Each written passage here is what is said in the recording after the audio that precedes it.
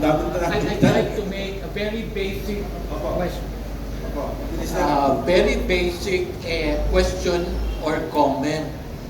We don't like the Philippines to be a failed state, whether it's learning, crisis, poverty, food security question.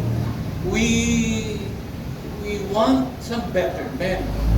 Now, if we go back to the Greek concept of democracy, Plato's The Republic, makikita natin doon na hindi lang naman votation. It's nice to exercise once every 3 or 6 years, makaboto tayo. Pero pagkatapos na, hindi man lang mapakinggan ang boses natin.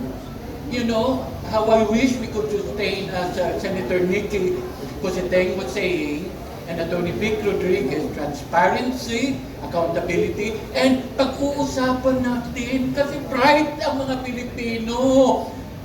I was a Fulbright scholar, 5 years sa United States, and then nagtrabaho sa Napocor, NOC, and taught in UP. I'm a scientist. Nasaan yung contribution namin?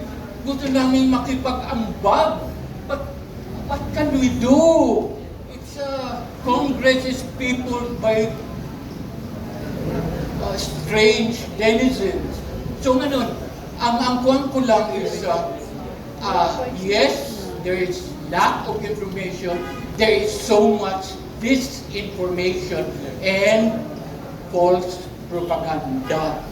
That's why discernment is key. And then kami naman, so right, Senator Cositeng, social media na lang ang namin venue and outlet for self-expression so that our democratic processes would be hopefully reformed.